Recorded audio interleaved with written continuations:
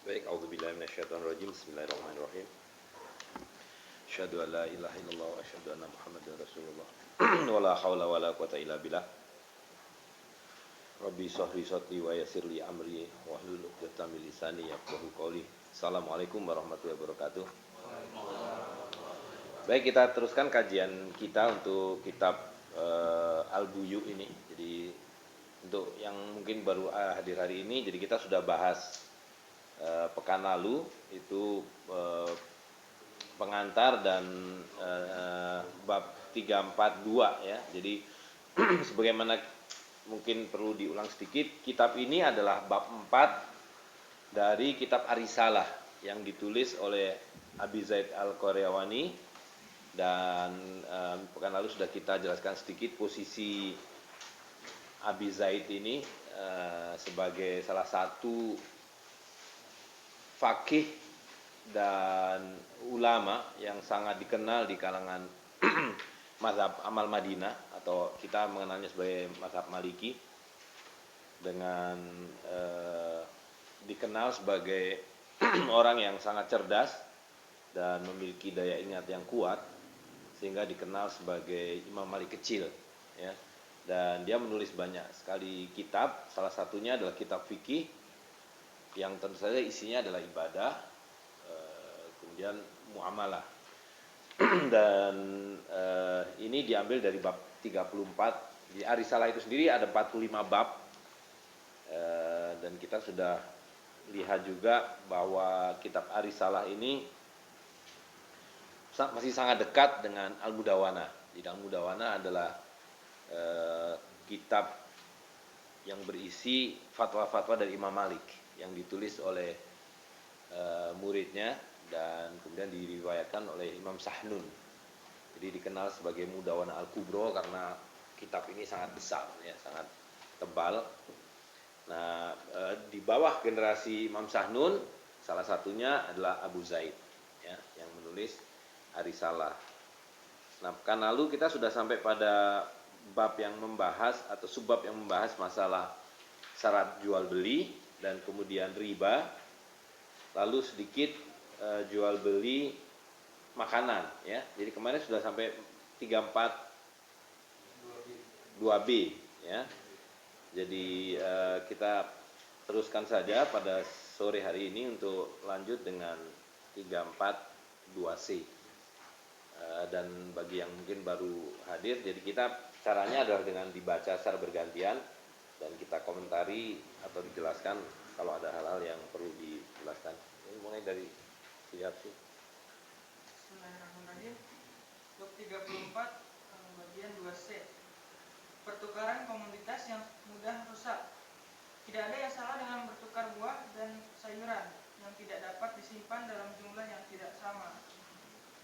Bahkan jika mereka dari jenis yang sama, asalkan itu berlangsung dari tangan ke tangan atau tunai atau kontan. Buah-buahan yang tidak bisa disimpan, contohnya aprikot dan apel. Perbedaan diperbolehkan di dalamnya. Bahkan jika mereka disimpan dalam kasus yang jarang terjadi dalam iklim tertentu. Ini seperti kasus dengan buah pir, di mana di dalamnya boleh ada perbedaan dalam posisi yang masyhur.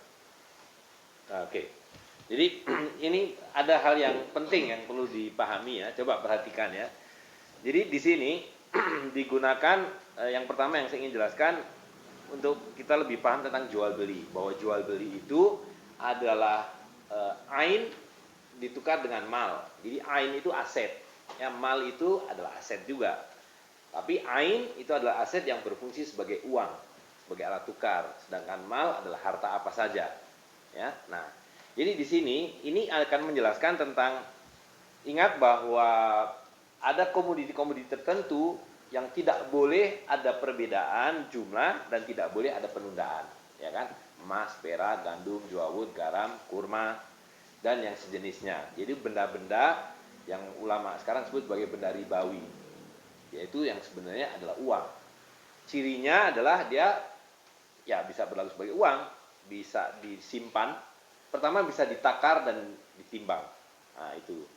Yang kedua dia bisa disimpan lama gitu. Karena kalau barang tidak bisa disimpan ya bagaimana mau dijadikan uang, ya kan? Dan kalau nggak ada unit account-nya, bagaimana mau dijadikan uang? Jadi harus bisa ditakar, harus bisa ditimbang. Maknanya ada unit account-nya. Yang kedua, dia tahan lama. Jadi ciri benda yang bisa dijadikan uang adalah tidak boleh mudah rusak. Dan yang ketiga adalah bisa ditakar, bisa ditimbang, tahan lama, ya kan? Kemudian diterima secara umum atau mutual consent. Jadi antara dimingkunya dapat gitu. Nah, Nabi menyebutkan 6, tapi 6 itu hanya contoh saja yang disebut Nabi. Karena banyak benda-benda yang bisa dianalogikan, ya, yang bisa berfungsi sebagai uang. Jadi selain emas, perak, gandum, jawawut, kurma dan garam, maka misalnya sorghum, itu bisa jadi uang. Kedelai bisa jadi uang, padi bisa jadi uang, ya. Nah, jadi kalau ada orang bilang bahwa emas perak nggak akan cukup jadi uang, dia nggak paham bahwa di dalam syariat Islam uang itu bisa apa saja, gitu. Nah, itu yang pertama. Yang kedua, di sini disebutkan bahwa bertukar buah dan sayur. Jadi jual beli itu adalah pertukaran, gitu. Makanya dia tamliku ain, ya, mendapatkan ain dari mal, lalu mislan bimislin, yaitu ada kesetaraan nilai. Tidak berarti bahwa persis sama, kecuali untuk yang berfungsi sebagai uang, ya, seperti emas dan perak harus persis sama. Makanya di sini dikatakan kalau untuk komoditas yang mudah rusak, ya dia tidak bisa berfungsi sebagai uang. Ya, contohnya adalah apel atau buah dan sayur, dicontohkan aprikot dan apel. Nah, itu boleh diperjualbelikan atau di sini digunakan istilah dipertukarkan. Jadi jual beli itu barter. Kalau bukan barter, riba namanya. Ya. Jadi jual beli itu barter, maknanya mesti benda dengan benda. Jadi kalau kita hari ini menggunakan uang kertas, ya itu bukan jual beli, itu adalah riba. Karena uang kertas, ya ini sudah sering kita bahas, tidak punya nilai, tidak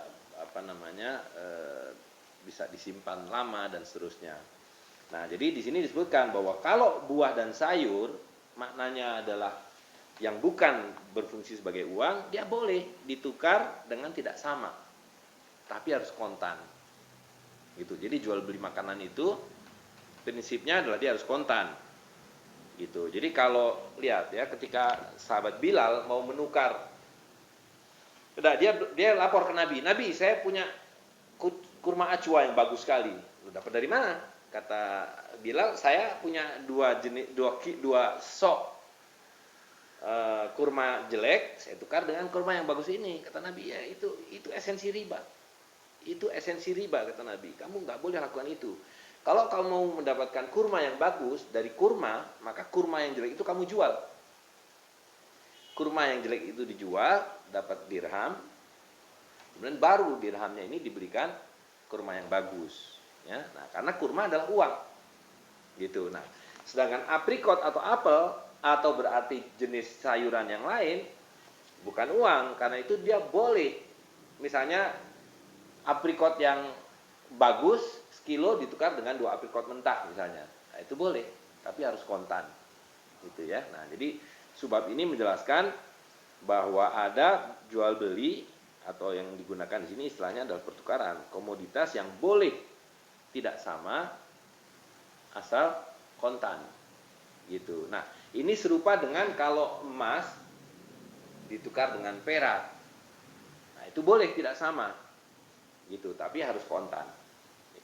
Ya, terus tidak dibolehkan untuk adanya perbedaan dari buah-buahan kering dan bumbu lainnya dalam kategori yang sama. Makanan dan minuman yang dapat disimpan kecuali untuk air. Tidak ada yang kuat dalam pertukaran barang dalam kategori yang berbeda dari biji-bijian lain dan buah-buahan dan makanan dalam jumlah yang sama dari tangan ke tangan. Tidak diperbolehkan adanya perbedaan dalam kategori yang sama, kecuali dalam kasus buah dan sayuran segar. Ini yang saya jelaskan tadi ya. Kalau barangnya itu yang bisa berfungsi sebagai uang, jadi yang bisa disimpan lama, misalnya kedelai kering, padi kering, nah itu nggak boleh. Gitu. Jadi kalau mau nukar padi rojo lele 1 liter dengan 2 liter padi IR, nah itu tidak boleh. Gitu, karena padi berfungsi sebagai uang, dia harus dijual dulu atau dengan kata lain ditukar dulu dengan benda yang tidak sejenis, dengan dirham lah paling mudah, sebagai uang, baru dirhamnya diberikan padi yang berkualitas lebih baik, gitu ya. Terus Jika barangnya yang biasanya dapat disimpan seperti kacang walnut, almond, maka perbedaan tidak dibolehkan. Ini adalah posisi yang lemah dalam mazhab. Posisi yang masyhur adalah bahwa perbedaan dibolehkan untuk keduanya. nah ini agak membingungkan nih, karena di sini bisa disimpan, tapi mungkin maksudnya adalah ini yang biasanya bisa disimpan, tapi kalau dilihat jenis contohnya kacang almond dan walnut, dia tidak pernah berfungsi sebagai uang, ya mungkin daya simpannya terbatas mungkin. Kalau di sini kan dikatakan bisa disimpan, tapi perbedaan tidak dibolehkan, hanya dibilang ini posisinya lemah. Yang posisi masyhur adalah perbedaan dibolehkan untuk keduanya, yaitu walnut dan almond. Gitu. Terus berikutnya coba mungkin ada penjelasan lebih jelas. Perbedaan dilarang dalam pangan, minuman, dan bumbu. Pangan seperti madu dan cuka, perbedaan dibolehkan dalam air. Tetapi tidak dibolehkan untuk menjualnya untuk pangan secara kredit sesuai dengan posisi yang masyhur. Ya, ini tambahan keterangan. Madu dan cuka itu juga bisa berfungsi sebagai uang. Itu karena dia punya tadi ciri, dia bisa ditakar atau ditakar kalau madu ya. Kalau ditimbang kan nggak lazim. Yang kedua, dia tahan lama dan mungkin saja di satu masyarakat tertentu berfungsi sebagai alat tukar. Gitu. Jadi di sini disebutkan juga sebagai contoh bahwa tidak boleh ada perbedaan. Gitu. Dan juga ditambahkan di sini kalau untuk air tidak boleh dikredit. Nah, ini. Walaupun boleh untuk tidak dibolehkan untuk menjual secara kredit, betul. Ya. Terus? Dibolehkannya untuk adanya perbedaan dalam buah dan sayuran didasarkan pada hadis sahih di mana Nabi SAW mengatakan ketika kategorinya berbeda maka jualah sesuai keinginanmu. Nah, itu hadisnya kan yang tentang itu loh, gandum dan gandum, emas dan emas, perak dan perak, dan seterusnya harus sama dan kontan, ya. Tapi kalau emas dengan perak atau yang kategorinya berbeda boleh tidak sama, tapi harus kontan, gitu ya. Pernyataan terakhirnya termasuk barang yang dapat disimpan dan tidak dapat disimpan, dan ini bertentangan dengan yang dikatakan sebelumnya tentang buah-buahan yang bisa disimpan. Tetapi kita sudah menyatakan bahwa posisi yang masyhur adalah bahwa adanya perbedaan diperbolehkan di dalamnya. Perbedaan antara dibolehkannya untuk buah dan sayuran serta larangannya dalam hal bahan makanan adalah bahwa bahan makanan itu yang termasuk yang dapat disimpan dan yang merupakan sumber makanan pokok. Sekalipun buah-buahan dan sayuran kadang-kadang disimpan, mereka bukan merupakan sumber makanan pokok. Kemudian dia melanjutkan untuk membahas kategori-kategori di mana adanya perbedaan besar tidak boleh. Oke, nah jadi sini ada satu kriteria lagi rupanya, yaitu makanan pokok. Ya, jadi di sini disebutkan bahwa walaupun dapat disimpan, ada yang boleh ada perbedaan karena dia bukan makanan pokok, gitu ya. Jadi seperti buah dan sayur itu salah satu yang membuat dia boleh tidak sama adalah karena dia bukan makanan pokok, walaupun yang bisa disimpan. Jadi ada buah mungkin kategori walnut dan almond itu masuk itu, dia bisa disimpan tapi bukan bahan pokok. Jadi memang tidak bisa berfungsi atau tidak lazim berfungsi sebagai alat tukar gitu. Sama sekali tidak dibolehkan. Terus silakan. Kategori makanan yang tidak boleh ada perbedaan. Gandum, barley, dan barley kupas termasuk dalam satu kategori dalam hal keabsahan dan atau pelanggaran hukumnya. Semua jenis kismis terdiri atas satu kategori. Semua jenis kurma terdiri atas satu kategori. Kacang memiliki kategori yang berbeda dalam hal penjualan. Posisi Imam Malik bervariasi mengenai hal ini, tetapi posisinya tentang mereka sebagai satu kategori untuk tujuan zakat tidak berbeda-beda. Oke, jadi di sini ada beberapa poin ya, supaya kita pelan-pelan aja nih. Pertama adalah bahwa kategorisasi makanan itu ya kan. Di sini gandum, barley dan barley kupas dimasukkan dalam satu kategori. Kemudian semua jenis kismis, kismis itu artinya buah kering. Nah, kita nyebutnya kadang-kadang mungkin manisan kering. Walaupun kalau di kita kan manisan itu tidak terlalu lazim sebagai makanan utama, ya kan? Tapi di daerah tertentu kismis itu menjadi salah satu makanan utama karena itu dia bisa untuk membayar zakat. Nah, jadi di sini ada dua hal. Yang pertama adalah soal tadi kalau seperti kacang di sini contohkan dia tidak masuk satu kategori. Gitu. Jadi satu jenis kacang berbeda dengan kacang yang lain. Tapi kalau gandum sama barley kupas itu satu kategori. Begitu juga semua jenis kismis ya, itu penjelasan yang pertama. Nah, yang kedua adalah bahwa ada satu faktor lagi yaitu tujuan untuk pembayaran zakat ya. Nah, ini coba kita lihat penjelasannya. Pak Yudi. Barley kupas adalah barley tanpa kulit. Tidak boleh ada perbedaan dalam pertukaran kismis atau kurma meskipun varietasnya berbeda. Ya, jadi walaupun varietas berbeda dia masuk satu kategori. Ya, kalau dalam bahasa Indonesia itu disebut satu genus. Terus Ibnu Al-Qasim mengatakan bahwa mereka memiliki kategori yang berbeda, sedangkan Syekh Ibnu Wahab menyatakan bahwa mereka adalah dalam kategori yang sama. Untuk tujuan zakat, Mudawana menyatakan bahwa mereka termasuk dalam satu kategori. oke, jadi ini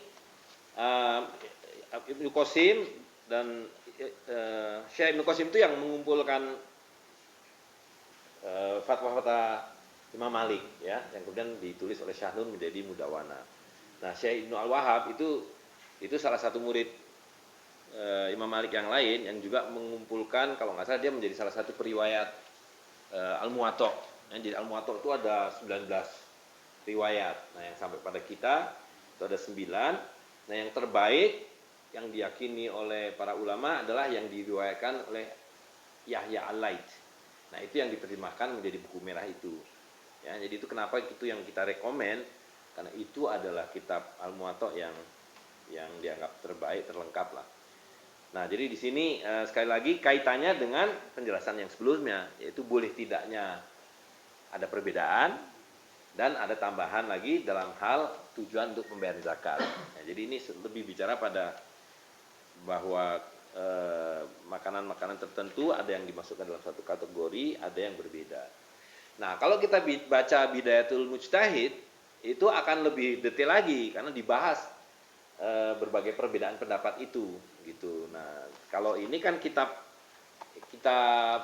orang awam lah ya. Kalau Bidayatul Mujtahid kan lebih untuk para faqih. Karena itu perbedaan-perbedaan itu kemudian didalami gitu. Kalau di sini enggak, cuma dijelaskan bahwa ada perbedaan posisi lah. Terus berikutnya 34.2e daging. Daging hewan berkaki 4 dan binatang liar dianggap masuk dalam satu kategori. Daging semua jenis unggas adalah satu kategori. Daging semua makhluk air adalah satu kategori. Lemak termasuk dalam kategori dari daging yang darinya lemak itu diekstraksi. Binatang berkaki 4 adalah unta, sapi, domba, dan kambing. Hewan liar termasuk rusa dan rusa kutub. Kategori unggas termasuk burung liar dan peliharaan. Daging binatang tidak bisa dijual untuk lemaknya kecuali dengan yang setara dari tangan ke tangan. Hal yang sama berlaku untuk minyak ikan atau untuk ikan.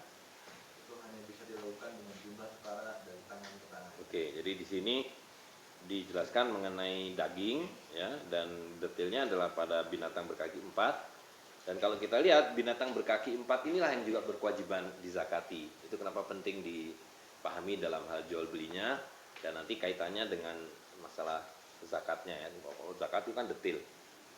Umur dan jenisnya itu bermacam-macam, tapi disebutkan bahwa semua masuk dalam kategori dalam hal jual beli dagingnya ya. Nah, lalu di sini ada dua ya, satu adalah binatang berkaki 4 yang tadi, lalu yang dikategorikan sebagai hewan liar, contohnya rusa dan rusa kutub. Nah, kalau yang lain apa mungkin yang pokoknya binatang biasa diburu lah ya. Nah, tapi kalau binatang liar kan tidak di zakati gitu.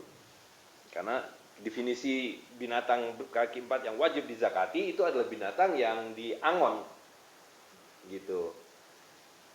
Makanya itu sebenarnya kalau dipersoalkan saya rasa harus dibahas dengan binatang yang sekarang ini dipelihara di kandang dengan sistem baterai pula ya kan. Nah, itu cara memeliharanya aja udah nggak betul gitu.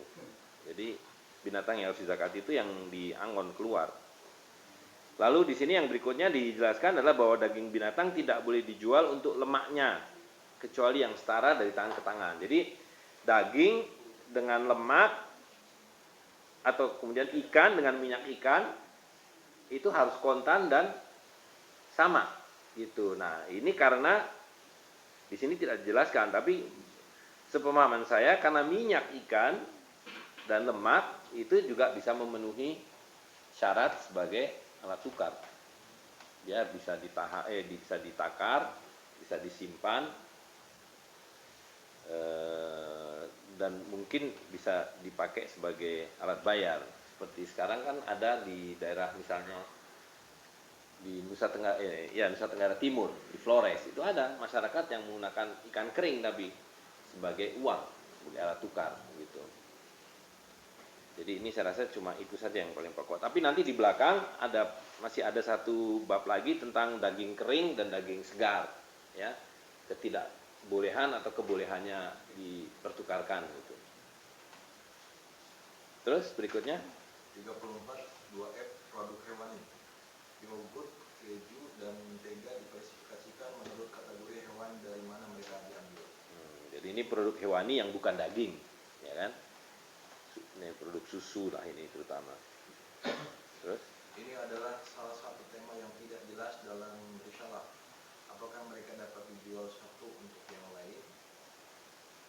Apakah mereka dapat dijual satu untuk yang lain? Imam Malik rahimahullah alaihi dan pengikutnya tidak mengizinkan itu. Al-Jazuri rahmatullahi alaihi mengatakan bahwa yang dimaksudkan adalah buat jenis-jenis susu adalah masuk dalam satu kategori, keju adalah satu kategori, dan mentega adalah satu kategori lainnya, dan mereka harus dijual dengan setara tanpa ada perbedaan. Nah, jadi kalau menukar susu dengan keju itu dianggap sebagai satu jenis, satu kategori. Jadi menukar susu dengan keju itu sama dengan menukar susu dengan yogurt, sama dengan menukar susu dengan susu. Itu artinya satu kategori, ya. Semuanya adalah satu jenis. Nah, tapi di sini dikatakan bahwa pertukarannya harus setara. Nah, jadi kalau seliter susu ya mungkin harus dengan seliter keju. Tapi kesetaraannya artinya walaupun dia sudah berubah menjadi yogurt atau menjadi butter, dianggap masih satu jenis gitu. Iya. Jadi harus sama. Tapi kan walaupun bisa terjadi kan orang mau menukar susu dengan yogurt gitu. Misalnya orang yang bikin yogurt sama orang yang saya punya susu nih, tukar deh yogurt yang udah jadi. Nah, itu sama dengan menukar emas dengan emas itu. Harus sama. Walaupun ini saya bikin yogurtnya ada biaya nih. Gitu, tapi tidak boleh gitu. Cuma di sini nggak ada keterangan boleh dikredit apa nggak, boleh ditunda apa enggak nih. Walaupun pada awal kalimatnya dikatakan di risalah itu sendiri tidak jelas kan.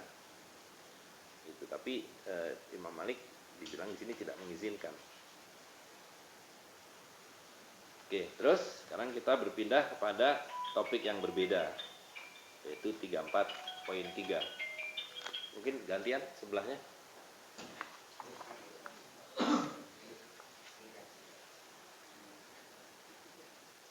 Menjual barang yang belum dimiliki, makanan yang tidak boleh dijual sebelum kepemilikan.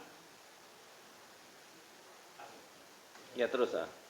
Seseorang yang membeli makanan tidak dibolehkan untuk menjualnya sebelum dia mengambil kepemilikannya, asalkan pembelian itu berdasarkan kepada berat, volume, atau jumlah ketimbang yang tidak tertakar. Ini untuk kasus untuk semua makanan, bumbu atau minuman kecuali air. Oke, coba kita pahami dulu ya. Jadi makanan tidak boleh dijual sebelum dimiliki. Betul nggak nih? Tidak dibolehkan untuk menjual sebelum ia memilikinya, ya kan? Untuk makanan-makanan yang dijual atau diperjualbelikan berdasarkan berat atau volume. Artinya tadi makanan-makanan yang masuk kategori bisa berfungsi sebagai alat tukar, gitu. Jadi dan tidak berdasarkan jumlah, bukan dihitung. Jadi kalau kita beli sekarang ya bahkan semangka pun ditimbang, ya kan, tapi itu kan tidak lazim. Jadi yang dimaksud ditakar atau ditimbang itu misalnya seperti kurma, nah itu kan ditakar. Kalau yang lain ya ditimbang gitu. Nah, kalau selain itu ada yang dijual secara hitungan, sebiji, 2 biji, 3 biji. Nah, ada satu lagi yang dijual secara borongan, misalnya setumpuk kacang. Nah, itu sebetulnya nggak boleh gitu. Kalau menjual kacang ya harus ditakar gitu. Nah, kalau di kita kan ada dua macam. Kalau di Jakarta ini beras misalnya ya ditakar, walaupun takarnya literan bukan sok dan mut, itu persoalan lain.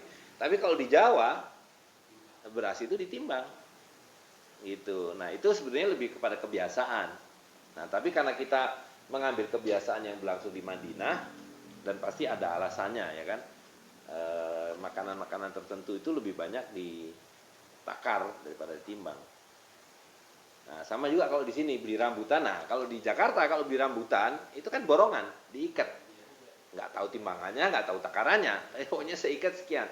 Kalau di Jawa beli rambutan ditimbang, sekilo berapa gitu. Nah, jadi di situ mungkin kemudian akan timbul kompleksitas kan, bagaimana kita mengambil hukumnya gitu, karena ada kebiasaan yang berbeda.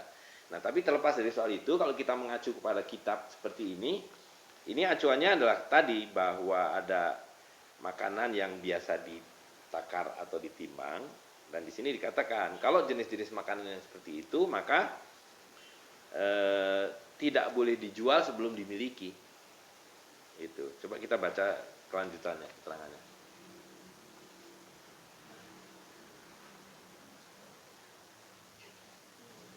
Dipastikan bahwa Nabi Shallallahu Alaihi Wasallam melarang itu. Larangan umum ini kemudian dibatasi untuk kategori yang disebutkan tidak tertakar atau wajib. Jusaf. Mengacu kepada penjualan tanpa takaran, berat atau jumlah. Dalam penjualan yang tidak tertakar seperti itu dibolehkan untuk menjual kembali barang-barang sebelum mengambil kepemilikannya sesuai dengan posisi yang maksud, karena kepemilikannya dicapai melalui kontrak. Karena itu jika rusak sebelum dia pemilikannya itu merupakan tanggungan pembeli. Air dikecualikan karena itu bukan makanan. Oke, ini air nih kayaknya khusus ya. Ini perlu dipelajari nanti secara khusus juga karena berkali-kali disebut dalam konteks yang berbeda-beda. Kalau enggak kita jadi bingung. Tapi intinya di sini kan disebutkan bahwa tadi kalau makanan-makanan yang biasa ditakar dan timbang, maka harus dimiliki baru boleh dijual. Tapi kalau makanan-makanan yang biasa dijual secara curah atau borongan, disebutkan di sini boleh tidak dimiliki. Gitu. Artinya ini bukan konsinyasi ya. Kalau konsinyasi itu jelas itu boleh. Tapi ini adalah barang yang belum dimiliki. Jadi kita beli barang itu belum sampai, sudah kita jual lagi. Itu maksudnya belum dimiliki, jadi belum di tangan. Gitu. Nah, di sini dikatakan kalau itu borongan, itu malah boleh. Gitu. Kenapa? Kita nggak tahu. Ada penjelasan di sini, ya kan? Jadi di sini memang ini kitab yang saya rasa masih perlu banyak buka lagi dibandingkan dengan mungkin kitab-kitab yang lain yang sejenis gitu. Seperti yang saya sampaikan di awal, persoalannya adalah karena kita sudah tidak pernah mempraktekkan ini, itu menjadi tidak mudah untuk menerapkannya. Satu, yang kedua tadi karena kebiasaan-kebiasaan yang berbeda, akan menimbulkan persoalan yang juga harus ditafsirkan atau ditelaah hukumnya kan, seperti tadi misalnya rambutan di Jawa ditimbang, yang di sini nggak ditimbang. Tapi kalau dilihat jenis substansi komoditinya itu kan masuk kategori yang pertama tadi, yaitu sayuran atau buah gitu. Jadi di sini ada soal satu harus kontan atau tidak, ya kan? Yang kedua harus sama atau tidak. Nah, sekarang ada isu yang ketiga, yaitu harus dimiliki atau tidak, gitu. Nah, penjelasannya adalah bahwa barang-barang yang fungible dalam bahasa Inggris, yang punya saman, yang bisa ditakar atau ditimbang, nah, itu harus dimiliki, gitu. Dan kalau dikaitkan dengan sebelumnya bahwa dia harus sama dan kontan, ya kan? Nah, mungkin itu kaitannya. Karena dia harus sama dan kontan, maka harus dimiliki. Kalau tidak dimiliki kan berarti nggak kontan, gitu. Nah, paling itu yang bisa kita pahami penjelasannya, ya kan? Karena ini adalah jenis barang-barang yang harus kontan, mutlak harus dimiliki dulu. Sama seperti kenapa uang dan makanan tidak boleh disewakan. Ya kan? Karena makanan atau uang kalau kita konsumsi habis. Ini minum nih, kalau saya minum kan habis. Begitu juga uang, saya belanjakan habis. Karena itu dia harus pindah pemilikan, harus saya yang memiliki. Baru boleh saya makan. Makanya tidak boleh disewakan. Kalau uang saya sewa, sedangkan saya pakai habis. Gitu, sedangkan ini milik orang lain, ya kan? Gitu. Nah, jadi ini saya rasa ada kaitan-mengaitannya yang secara logika bisa kita runut gitu. Dan semua adalah terkait dengan fungsi sebagai uang, sebagai alat tukar yang maknanya tadi kalau dikonsumsi dia akan habis. Atau dalam konteks ini dia harus kontan, dan karena itu tidak boleh tidak dimiliki. Gitu, harus dimiliki dulu baru dijual. Karena kalau tidak maka dia menjadi hutang, menjual hutang. Gitu. Terus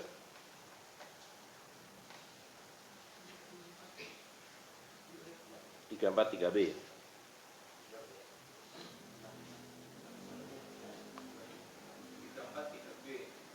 Obat-obatan dan tanaman non-minyak. Obat-obatan dan tanaman yang tidak diperas untuk minyaknya tidak termasuk dalam makanan yang dilarang untuk dijual sebelum memilikinya, atau yang tidak dapat dipertukarkan dengan jumlah yang tidak sama dalam kategori yang sama. Oke, sebentar kita pahami dulu ya.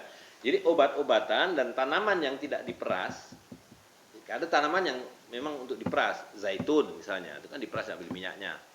Sawit, itu juga diperas diambil minyaknya.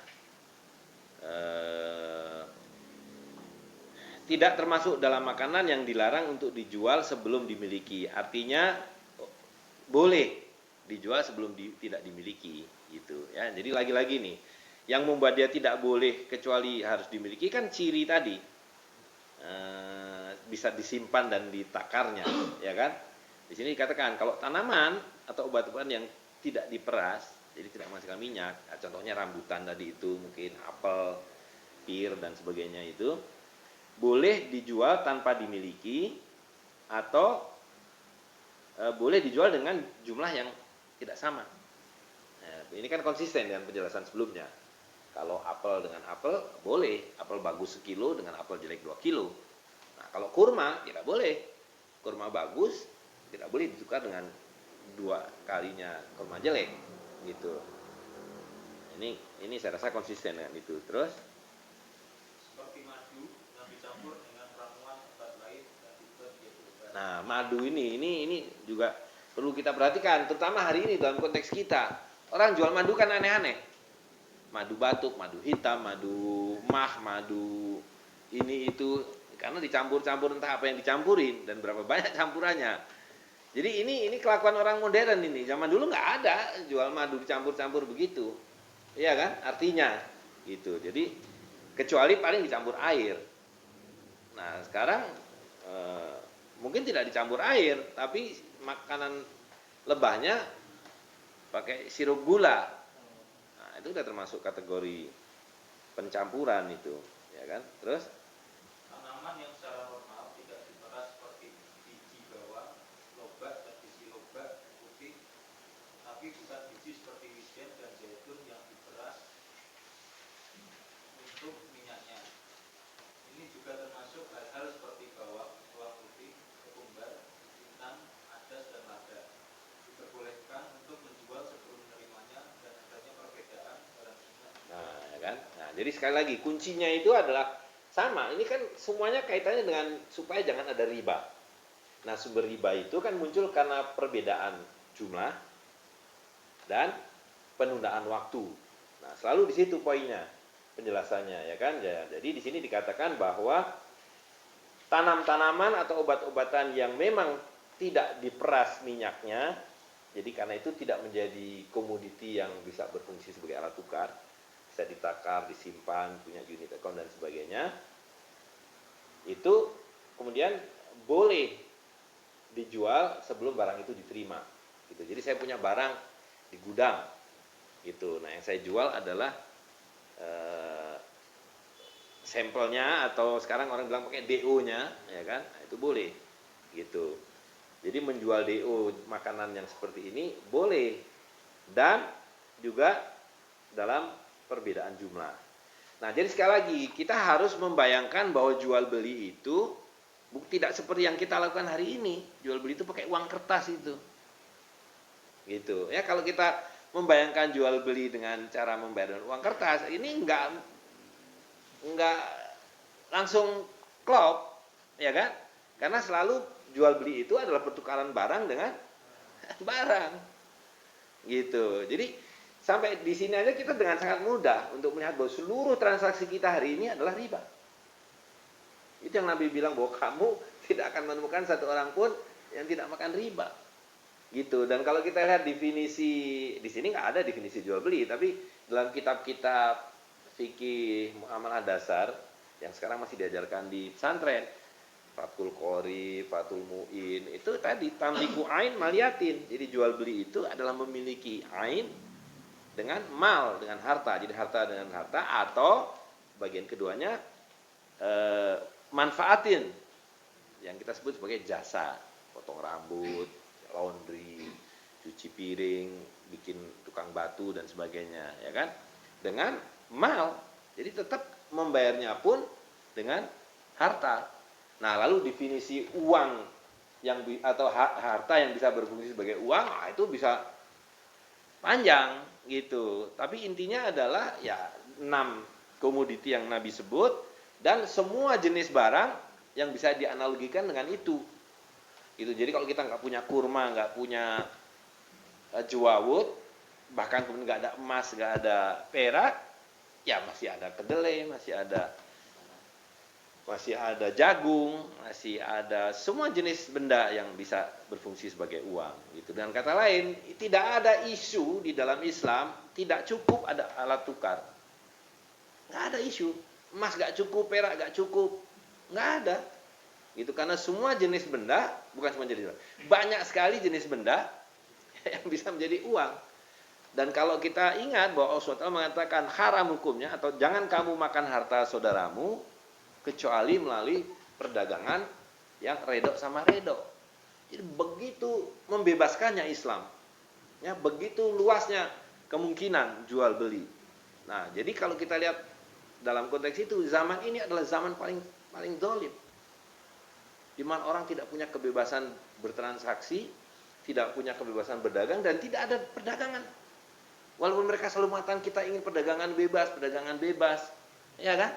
Dengan dibikin WTO supaya ada perdagangan bebas, tapi yang terjadi berkebalikan dari perdagangan bebas yang sesuai dengan fitrah, gitu, ya. Jadi itu yang menunjukkan bahwa semua hukum buatan manusia itu adalah against nature, melawan fitrah. Itu. Jadi apa yang kita perjuangkan, Syekh Umar selalu mengatakan kita ini bukan memperjuangkan dinar dan dirham, kita bukan memperjuangkan emas dan perak, kita memperjuangkan kebebasan bertransaksi, kebebasan memiliki harta, gitu, ya. Terus, nah di sini yang perlu kita pahami, di sini tidak ada penjelasan apapun yang terkait dengan soal kategori, ya. Apakah ini berarti bahwa semua jenis makanan yang kita pinjam, kan minjam itu boleh, hutang itu boleh, dan begitu barang itu dipinjam, ini bukan menjadi, ya boleh dikatakan menjadi milik kita karena pinjaman, ya kan? Nah di sini kan kemudian dikatakan bahwa barang yang kita pinjam itu boleh kita jual, gitu. Asalkan dibeli dengan tunai, karena kalau tidak tunai berarti kita punya utang, utang itu dihutang lagi, gitu, utang dibayar dengan hutang, gitu. Nah itu seperti dengan sewa. Jadi kalau kita menyewa kios nih, kemudian kita sewakan lagi dan dapat untung, nah itu boleh, boleh. Karena begitu kita sewa, kan sudah menjadi pemilikan sementara kita, bukan dalam arti pemilikan yang tadi seperti kita nyewa uang, ya kan? Pemilikannya tetap milik ownernya, tapi saat kita sewa, hak ada pada kita. Nah ini boleh hak itu disewakan lagi dan ngambil untung, gitu. Dan sekarang banyak yang model begitu, orang nyewa satu lantai, ya kan, kemudian dibikin untuk co-working space itu disewakan lagi, itu. Jadi dia menyewa 1 juta disewakan lagi menjadi 2 juta, itu boleh. Nah dalam hal ini makanan yang dipinjam itu boleh dijual kembali. Terus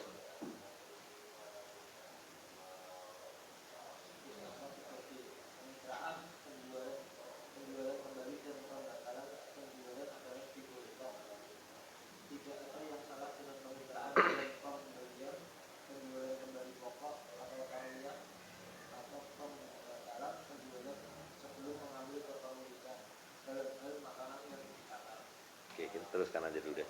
Tidak ada yang salah dengan kemitraan dalam menakar makanan sebelum mengambil kepemilikan, yakni saat seseorang memiliki mitra dalam beberapa hal. Tidak ada yang salah dalam penjualan kembali pokok paruya, yaitu ketika dia menjual suatu komoditas kepada seseorang dengan harga yang sama dengan dia bayar untuk itu. Tidak ada yang salah dalam pembatalan, yaitu ketika pembeli menarik diri dari penjual atau sebaliknya. Oke, ini kayaknya ada tiga hal ini ya. Pertama ada kemitraan. Kemitraan itu artinya membeli bareng-bareng. Ya, membeli misalnya membeli jumlah besar kan 1 kintal. Oke, kita beli berdua deh atau bertiga. Nah, itu boleh. Gitu. Dan di sini kaitannya dengan sebelum barang itu dimiliki. Itu ya. Kemudian yang kedua adalah penjualan kembali dengan harga pokok, nggak ngambil untung. Nah, itu pakai logika aja kita bisa pahami lah ya. Orang beli 1.000 dijual lagi 1.000, nah, itu boleh. Lalu yang ketiga adalah khiyar, gitu. Jadi pembatalan. Jadi, cuma di sini ada perbedaan pendapat mengenai nanti kalau detailnya itu bahwa khiyar itu hanya bisa dilakukan ketika masih dalam satu majelis. Kita penjual dan pembeli masih di situ, kemudian dibatalkan. Nah, ada yang mengatakan bahwa pembatalan itu sampai 3 hari. Gitu. Kalau sudah 3 hari tidak boleh, tapi ada yang mengatakan begitu sudah pergi juga tidak boleh dibatalkan gitu. Nah, hal-hal seperti ini kan biasa kita suka ada sengketa kecil ya kan, karena nggak jadi beli, penjualnya nggak mau terima dan sebagainya. Nah, itu harus kembalikan pada hukumnya gitu. Nah, tapi dalam konteks ini masih dalam masalah makanan ya. Oke, terus kita masuk ke subbab baru yaitu 34.4. Transaksi yang mengandung resiko. 34.4a, kontrak yang mengandung resiko tidak dibolehkan. Setiap kontrak jual beli, sewa jangka panjang atau kontrak sewa jangka pendek yang mengandung bahaya atau resiko terkait dengan harga barang yang dibeli atau jangka waktu pembayaran tidak dibolehkan. Tidak dibolehkan untuk menjual sesuatu yang tidak pasti, atau untuk menjual sesuatu yang tidak diketahui, atau untuk menjual sesuatu dengan ketahuan tidak diketahui. Ya, ini saya rasa ini termasuk pengetahuan yang banyak sudah dipahami yang itu gharar. Ya, tidak boleh berjual beli itu dengan gharar. Ijon beli buah borongan masih di atas pohon sebelum dipetik, ya kan. Nanti di belakang ada dibahas agak rinci itu tentang boleh buah yang boleh dibeli dengan tidak dipetik atau harus dipetik dan kapan metiknya dan sebagainya. Tapi secara umum semua jenis jual beli yang ada gharar itu tidak boleh. Contohnya ijon atau membeli ikan di dalam kolam, atau orang bilang ya beli kucing dalam karung. Nah, itu kan metafor ya. Terus Dalil adalah ketika tidak yakin bahwa komoditas itu ada, seperti ketika seorang berkata jual kudamu kepadaku sebagai imbalan untuk keuntunganku besok. Resiko adalah ketika seorang yakin ada sesuatu tetapi ada keraguan tentang kesahihannya, seperti dalam menjual buah sebelum matang. nah, ya kan. Jadi menjual buah itu kalau masih di pohon belum matang nggak boleh. Tapi kalau udah dipetik dijual sebagai buah muda, boleh. Jadi kalau jual pepaya muda masih di atas pohon, boleh. Tapi kalau udah dipetik dijual sebagai pepaya muda, jadi boleh karena memang dijual sebagai dengan pasti bahwa barangnya yaitu. Kalau masih di pohon kan nggak tahu besok kena hama, besok busuk, matang dan sebagainya. Ya.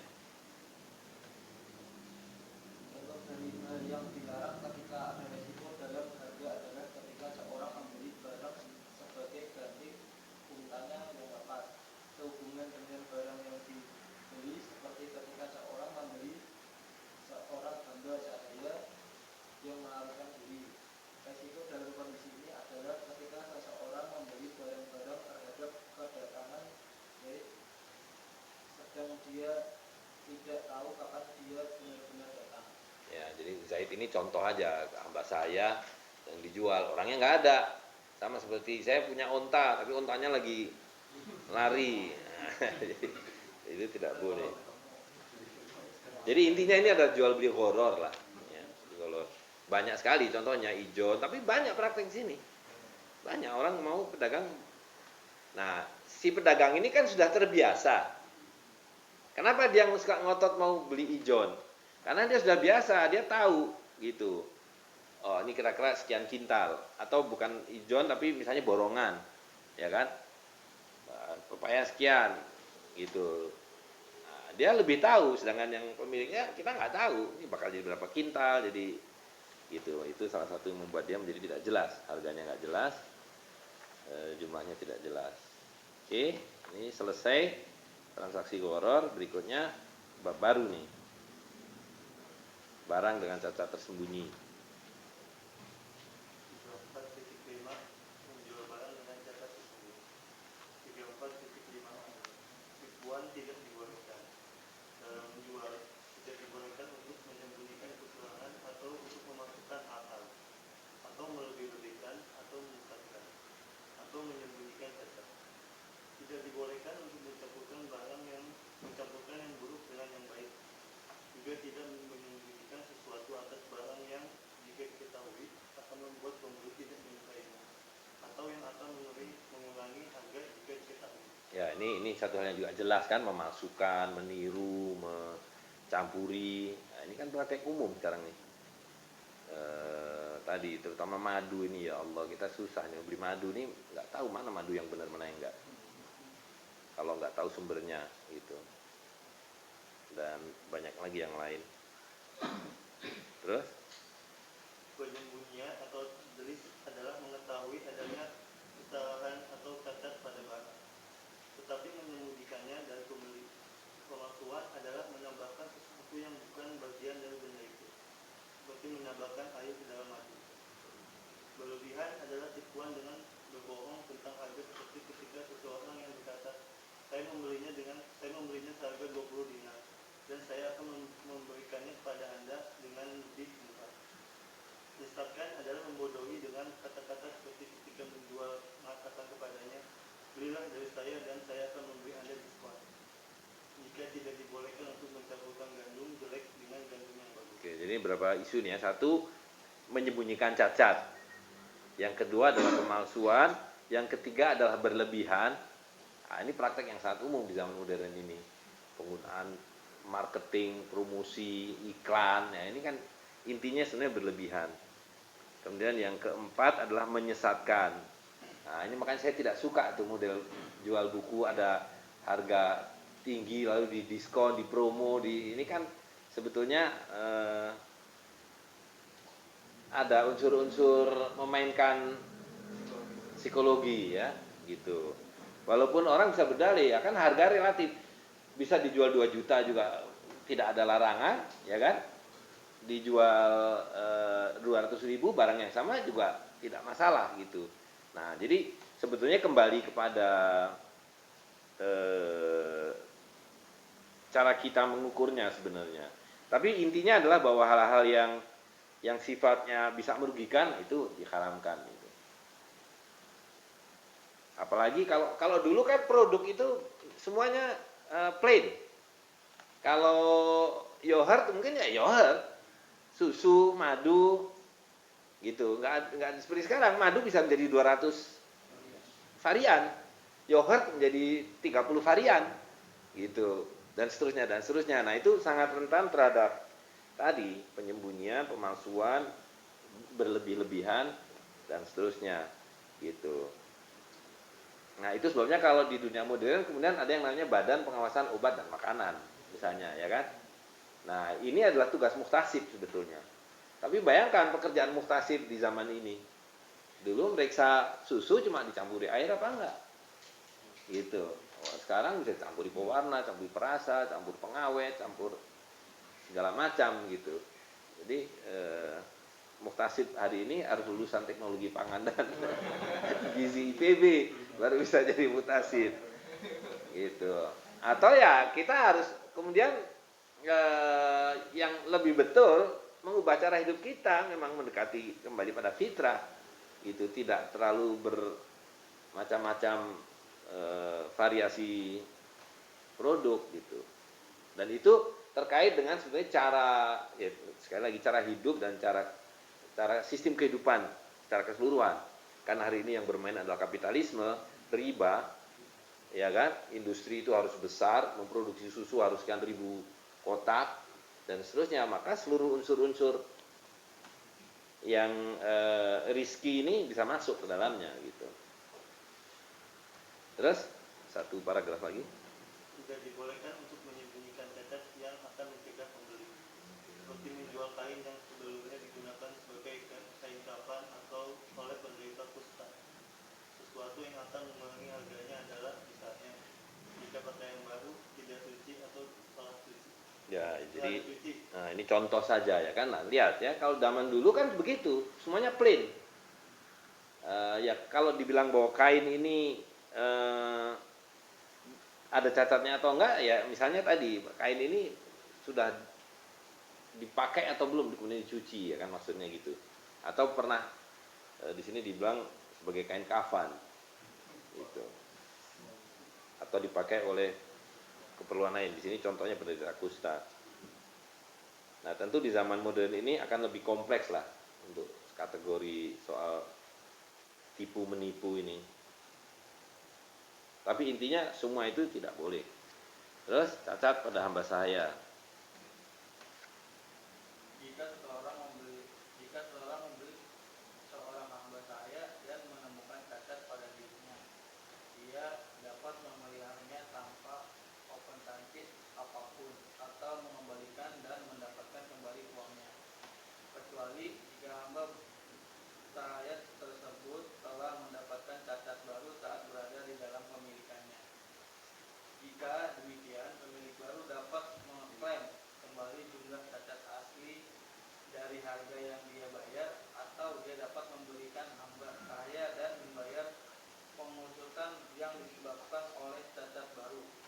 Jika dia mengembalikan seorang hamba sahaya karena cacat dan telah membuatnya bekerja untuk mendapatkan hasil saat dia bersamanya, dia mengambil pendapatannya. Oke, yang paling penting diketahui gini. Hukum hamba sahaya itu sampai hari ini masih berlaku. Tidak pernah hukum tentang hamba sahaya itu dinasah, dihapuskan. Nah, itu yang paling penting kita ketahui ya, bahwa hari ini tidak ada penghamba sahayaan, ya situasinya memang tidak ada. Tapi bayangkan ketika nanti situasi itu kembali menjadi seperti dulu, ada jihad, ya kan? Maka akan ada hamba sahaya gitu. Dan karena itu hukum tentang hamba sahaya ini harus tetap dipelajari gitu. Nah, di dalam kitab ini ada beberapa, nanti kalau kita lihat sampai di belakang, poin tentang hamba sahaya kaitannya dengan penjual beliannya gitu. Karena hamba sahaya itu properti, ya, hamba sahaya itu properti. Tidak berarti bahwa hamba sahaya itu seperti yang kita sering baca buku tentang apa yang disebut sebagai slavery. Hamba sahaya dengan perbudakan itu berbeda sama sekali gitu. Jadi kata Nabi, hamba sahaya itu apa yang kamu makan, dia harus makan. Apa yang kamu pakai, dia harus pakai. Jadi istilah yang tepat itu, makanya penerjemahan yang orang sering pakai perbudakan itu nggak betul. Yang betul ya hamba sahaya ini. Jadi bonded, orang yang terikat, orang yang tidak merdeka. Nah, itu definisi hamba sahaya. Tapi selebihnya ya dia manusia seperti kita. Semua hak-hak dan kewajibannya harus kita hormati. Gitu ya. Nah, dalam hal ini di sini sedang dibahas jual beli hamba sahaya yang mengandung cacat. Ya, intinya kan di situ dikatakan bahwa boleh dikembalikan atau tetap diambil. Nah, lalu ada konsekuensinya. Apakah cacat itu asli atau cacat itu baru sesudah berpindah pemilikan dan seterusnya, ya. Jadi saya rasa itu yang perlu kita pahami juga. Terus berikutnya penjelasannya. Prinsip yang sama berlaku untuk membeli hamba sahaya. Pembeli memiliki pilihan antara mempertahankannya dan mengembalikannya. Jika dia memelihara hamba sahaya, dia tidak menerima apapun atas kesalahannya. Dia diperbolehkan untuk mengembalikan hamba sahaya karena mungkin ada penyembunyian atau taklid. Dalam penjualan, prinsip ini berlaku untuk kesalahan yang dapat disembunyikan, bukan kesalahan yang tidak mungkin disembunyikan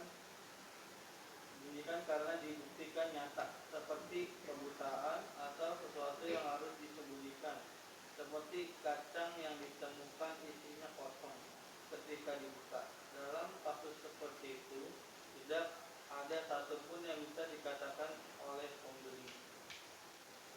Terus Jika hamba sahaya telah diperoleh cacat baru sementara dalam kepemilikan pembeli, itu pastilah sesuatu yang akan secara serius menurunkan nilai.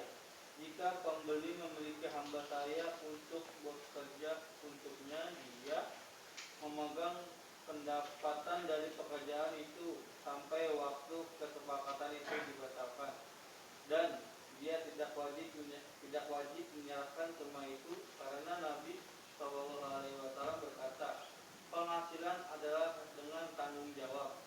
Salah satu dari mereka mengatakan bahwa yang maksud adalah selama barang menjadi tanggung jawab pembeli, dia berhak atas pendapatannya. Ketika penjualan dibatalkan, maka penjualan berhak atas pendapatan itu. Oke, ini saya rasa salah satu yang mungkin kita sulit memahami ya, karena realitasnya kan tidak ada.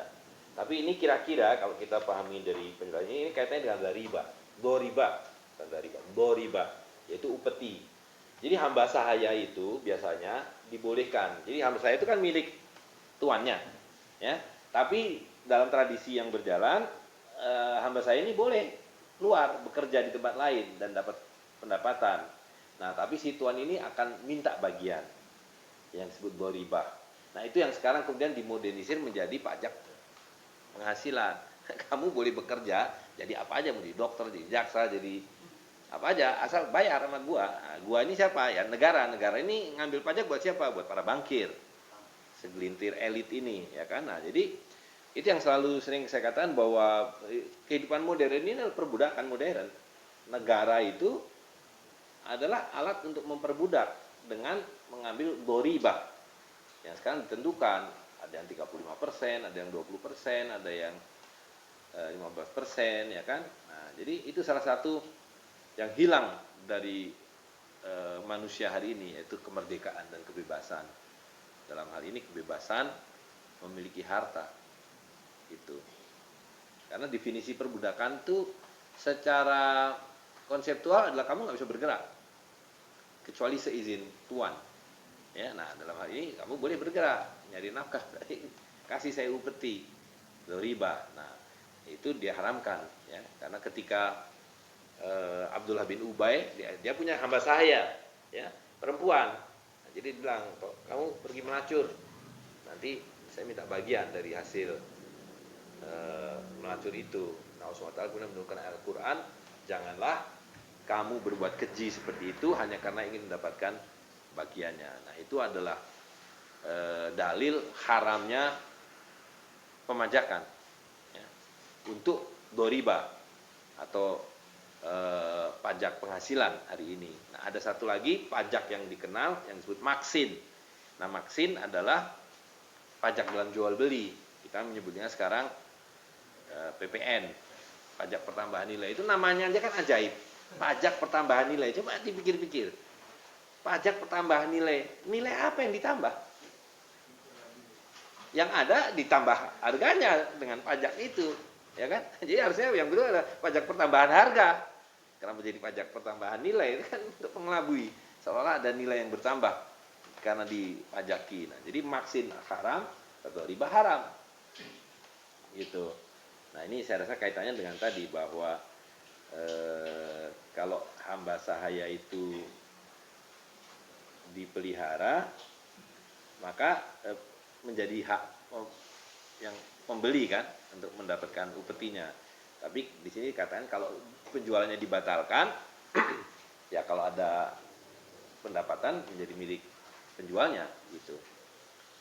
Tapi ya, itu kan kira-kira ya, karena sekali lagi bahwa ini prakteknya sudah tidak ada, dan apakah benar demikian ya kita harus rujuk lagi pada.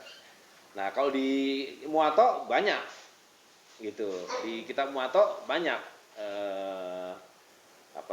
masalah tentang hamba sahaya ini dibahas. Nah, kalau mau mendalami harus baca Muwatta. Baik, saya rasa itu 345 masih ada waktu, kita lanjut saya dulu dengan 346.